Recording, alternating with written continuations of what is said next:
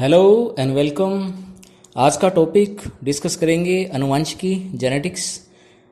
3 भागों में हम इसे पढ़ेंगे। भाग 1 में हम देखेंगे परिभाषाएं, मेंडल की जीवनी, मेंडल की सफलता और असफलता के कारण और कुछ शब्दावली, जिसमें हम कई परिभाषाएं देखेंगे।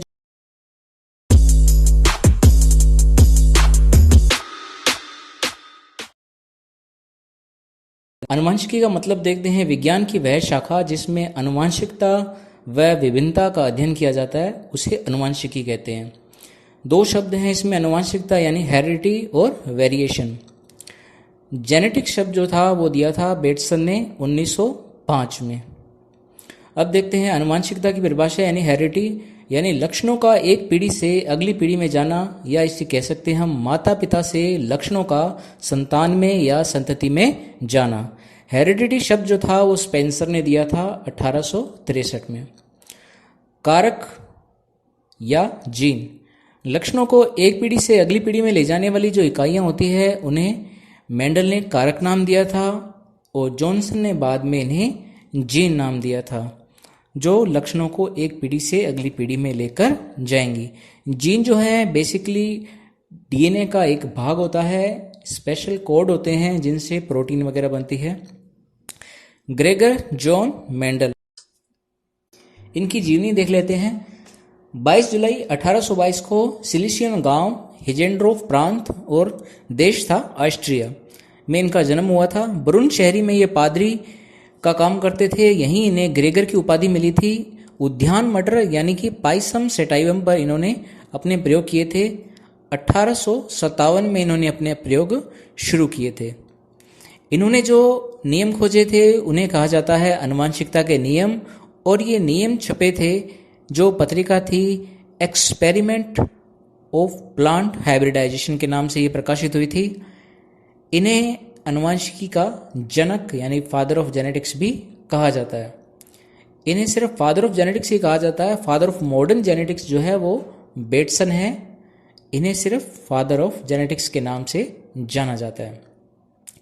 आगे देखेंगे, मेंडल ने अपने प्रयोग उद्यान मटर पर किए थे, और उद्यान मटर पर ही इन्होंने क्यों किए थे, क्या कारण थे कि इन्होंने मटर का पौधा ही चुना था। पहला कारण है ये 1 वर्षीय पौधा होता है, यानी इसकी लाइफ छोटी सी होती है, तो कई पीढ़ियों का अध्ययन करना आसान हो जाता है। इसका जो पुष्प होता है वो द्विलिंगी होता है, जिसमें पर परागण और विपुंसन की क्रिया आसानी से करवाई जा सकती है। विपुंसन क्या होता है कि पुष्प में जो उसका नर भाग है उन्हें हटा देना। अगला कारण है विभिन्न किस्मों में विप्रासी लक्षण जो थे वो स्पष्ट थे और उन्हें आसानी से पहचाना जा सकता है, इसीलिए मेंडल ने मटर का पौधा ही चुना था।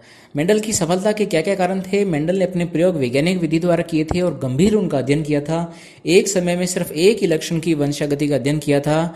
सभी पौधों का समुचित व सही अभिलेख रखा था, सभी प्रयोगों का।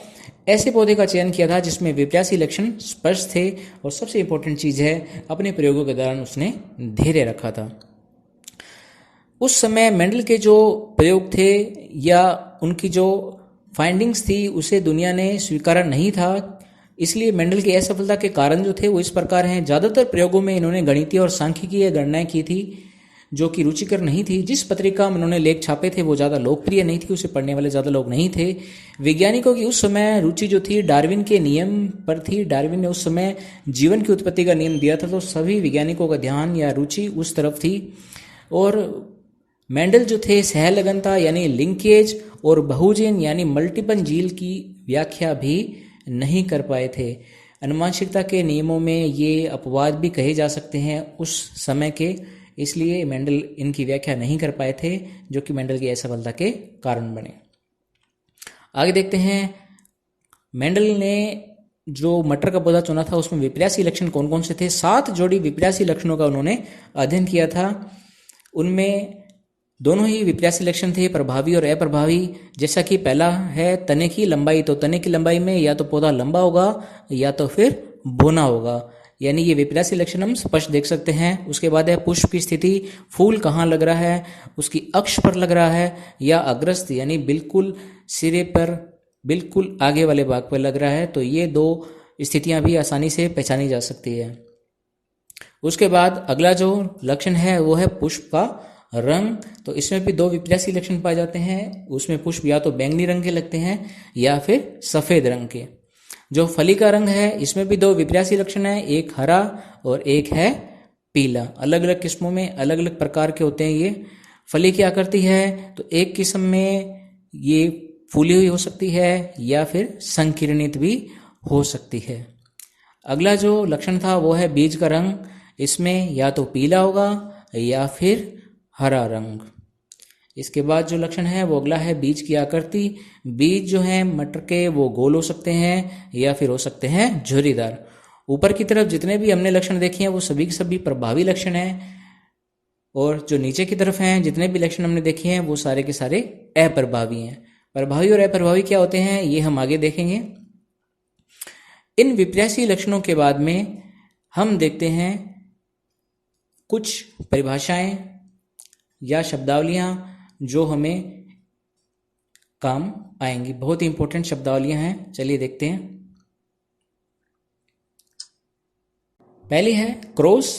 क्रॉस का मतलब होता है दो जनन योग्य जनकों के युग्मक संलयन से एक उर्वर संतति प्राप्त करना, यानी नर और मादा के जो युग्मक है उनके मिलने से जो संतान प्राप्त होती है उसे क्रॉसिंग कहते हैं। अगली है संकर यानी हाइब्रिड।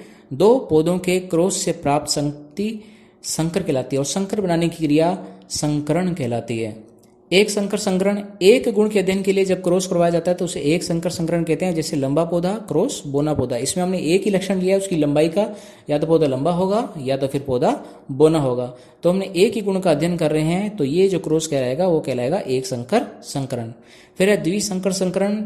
जब दो गुण के अध्ययन के लिए क्रॉस करवाया जाता है तो उसे द्विसंकर संकरण कहा जाता है। जैसे कि हमने दो गुण लिए हैं, लंबा पौधा और गोल बीज, और इसका क्रॉस करवाया हमने ऐसे पौधे से जो कि है बोना पौधा और जिसके बीज हैं झुर्रीदार। तो यहाँ हम दो लक्षणों का एक साथ अध्ययन हम कर रहे हैं तो ये क्रॉस कहलाएगा द्विसंकर संकरण। उसके बाद युग्म विकल्पी यानी एलील। लक्षणों को नियंत्रित करने वाली हमेशा एक जीनों का जोड़ा होता है, एकल नहीं होते हैं। जीनों को जोड़ा इसलिए होता है क्योंकि एक जो है सेट वो नर से आता है, दूसरा मादा से आता है। फिर है समयुग्मजी और विषम युग्मजी। जब युग्म विकल्पी में दोनों जो जीने हैं वो आइडेंटिकल यानी समरूप होंगी तब उसे समयुग्मजी कहा जाएगा। जैसे कि कैपिटल टी, यहाँ दोनों जो युग्मक हैं वो कैपिटल हैं, आइडेंटिकल हैं, इसलिए हम इन्हें कहेंगे समयुग्मजी। और जब दोनों आइडेंटिकल ना हो तो उसे कहेंगे विषम युग्मजी। जैसे कि कैपिटल टी और स्मॉल टी, ये दोनों आइडेंटिकल नहीं है, इसमें एक को हमने बड़ा शो किया है, एक को हमने छोटा शो किया है, इसलिए इसे कहेंगे विषम युग्मजी। अगली परिभाषा है समलक्षणी। ऐसे लक्षण जो बाहर से दिखाई देते हैं उन्हें समलक्षणी हम कहेंगे। और समजीनी का मतलब है जो बाहर से दिखाई नहीं देते हैं, ये सिर्फ एक अनुवांशिक संरचना का प्रतीकात्मक निरूपण होता है, यानी इन्हें लिखने के लिए यूज किया जाता है, बाहर से दिखाई नहीं देते हैं, इन्हें कहेंगे हम समजीनी।